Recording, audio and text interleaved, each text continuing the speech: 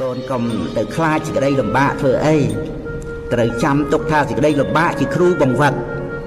កូនត្រូវលួចដំខ្លួនជាមួយនឹងសេចក្តីលំបាកដោយសេចក្តីអត់ធន់ត្រូវយកផលកម្រៃអំពីសេចក្តីលំបាកចម្រើនគុណធម៌ក្នុងចិត្តនិងយកសេចក្តីលំបាកជាមេរៀនដែលកូនត្រូវតែសិក្សាថាអាត្មាអញមិនវិលត្រឡប់ទៅរកសេចក្តីលំបាកទៀតឡើយភ្លើងឆេះខ្ទេចព្រៃអ្វីទៀតអាណែកតែធ្វើឲ្យដែករឹងរឹតតែរឹងទុកដុតមនុស្សខ្សោយឲ្យប្រះទីពឹង